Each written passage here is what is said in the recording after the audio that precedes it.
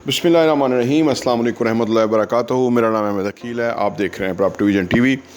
बहुत ज़्यादा आम तौर पे ख्याल किया जाता है कि ऐसी नौकरी हो कि जिसके अंदर सुकून से काम हो, इज़्ज़त हो, तनख्वाह रीज़नेबल हो और क्या चाहिए। बहुत ज़्यादा लोग ये सोचते हैं और क्या चाहिए इसके अलावा, और वो ज़िंदगी भर उसी तनख्वाह में चलते रहते हैं। और अगली नस्ल जो है जब वो बड़ी होती है तो वो देखती है कि लोग, यानी जो उसके वालिद हैं, उनके अलावा जो लोग हैं वो बहुत खुशहाल हैं, उनके पास पैसा, रेल पेल, गाड़ियाँ, जायदाद, असासे सब कुछ है। तो इनकी औलाद जो है वो अपने वालिद को रोती है कि भाई आप कंफर्ट जोन का शिकार रहे, आपने क्यों नहीं ये कोशिश की, आपने वसाइल क्यों नहीं हासिल किए। इस पे बात करते हैं।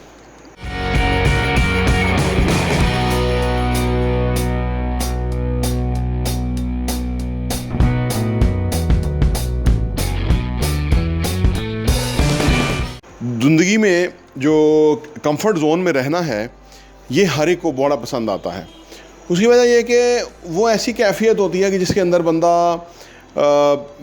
एक मुनासिब, यानी कोई उसके ऊपर कोई खिंच नहीं है काम की। दिल किया तो कर लिया, दिल किया तो नहीं किया, पड़े रहे क्योंकि निज़ाम चल रहा है, रोटी चल रही है। अक्सर लोग तो ये कहते हैं, हम पाकिस्तान में ये बहुत ज़्यादा लोग बातें करते हैं कि जी वो अल्लाह ने हमारी किस्मत में लिख दिया हुआ है, जो होता है वो मिल जाता है। और वो बज़ाहिर ये बातें दोहराते हुए ये समझते हैं कि वो शायद बहुत अल्लाह के ऊपर तवक्कुल बहुत ज़्यादा है उनका, तो वो इसलिए वो बात ये कर रहे हैं। हर बात को वो घुमा के अल्लाह की तरफ ले जाते हैं और उसके बाद वो बरी-उज़्ज़मा होने की कोशिश करते हैं कि ये बस अल्लाह की तरफ से होता है, किसी के नसीब में लिखा होता है किसी।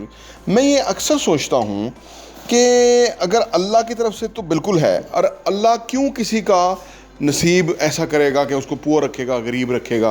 क्यों उसके पास रुपया, पैसा, वसाइल नहीं होंगे? अल्लाह ने ये फ़ैसला नहीं किया किसी के लिए कि उसके पास वो नहीं होंगे। ये आलम असबाब है जहाँ हम, ये दुनिया जहाँ हम रह रहे हैं।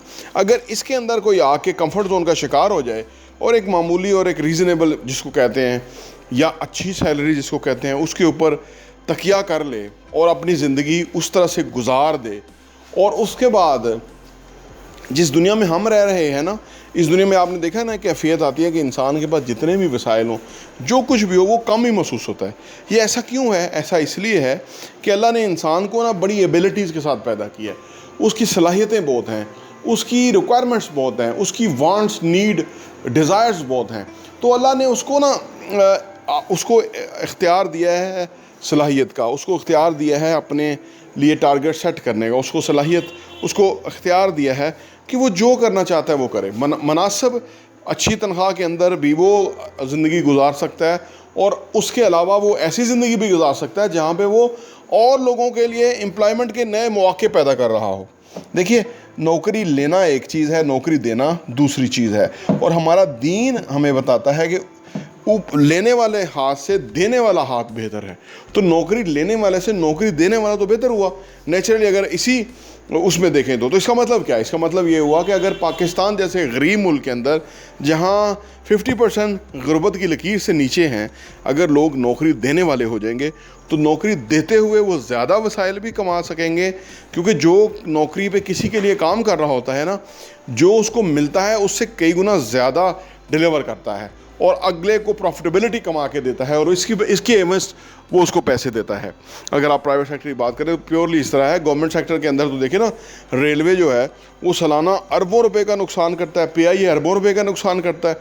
तो इसका मतलब है जो नुकसान वाले अदारों से तनख्वाहें लेते हैं, मुझे तो किसी इस्लामी स्कॉलर से पूछना चाहिए कि उनकी तनख्वाह जायज़ भी है कि नहीं, कि यानी वो मुल्क के ऊपर कर्जे चढ़ा रहे हैं, मुल्क के ऊपर, मुल्क को वापस गरीब बना रहे हैं और तनख्वाहें भी ले रहे हैं। तो ये तो एक अलग बहस है। खैर, लेकिन जो लोग कंफर्ट जोन में रहते हुए अपनी ज़िंदगी गुजार देते हैं, गुजारना नहीं बल्कि गाल देते हैं, वो लोग, उन लोगों से भी इस बात की पूछगिछ तो होगी ना कि उनको सलाहियत दी गई, मौका दिया गया, उनको एवरी रीजंस उनके पास थी कि वो अच्छा करें, परफॉर्म करें, लेकिन उन्होंने नहीं किया। और अगर नहीं किया तो वो क्यों नहीं किया, जबकि वो उनके पास सारा कुछ था।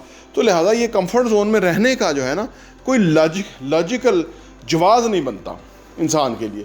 फिर एक और बड़ी अहम बात कि जो लोग अपने उस शोबे के अंदर काम कर रहे होते हैं, जो उनका शोबा पसंदीदा है, जहाँ उनको मज़ा आता है काम का, जहाँ वो ज़्यादा कंफर्टेबल रहते हैं और काम में महव हो जाते हैं और टाइम एंड स्पेस से आउट हो जाते हैं, वो लोग काम भी ज़्यादा करते हैं, तरक्की भी करते हैं, प्रोग्रेस भी बहुत करते हैं, पैसा भी बहुत कमाते हैं, असासे भी बहुत बनाते हैं, जिस तरह चाहें उस तरह ज़िंदगी भी गुजारते हैं। हर हवाले से वो बेहतरीन है, हर हवाले से वो फिजिबल और विन विन है उन लोगों के लिए, आम लोगों के लिए।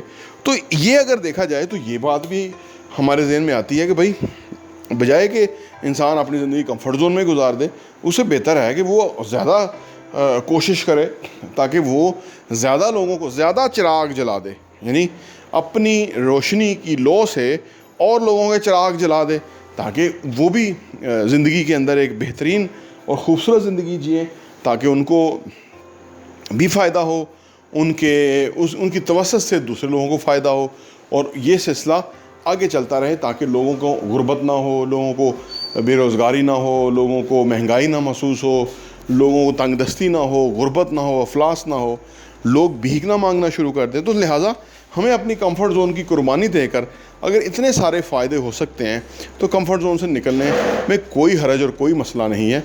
इससे बेहतरी की उम्मीद है, और जो काम हम ज़िंदगी में इस आलम असबाब में जो अच्छे बीज बो के हम चले जाएंगे, जो अच्छे काम करके चले जाएंगे, उसका फिर हमें रहती दुनिया तक और अगले आने वाली ज़िंदगी में भी ज़रूर इसका कोई ना कोई फ़ायदा होगा। ये हमारा ईमान है एज़ ए मुसलमान का, उसका हमें फ़ायदा होगा, नफ़ा होगा, और उसका हम सवाब हासिल करेंगे। प्राप्त टीवी देखने का बहुत बहुत शुक्रिया।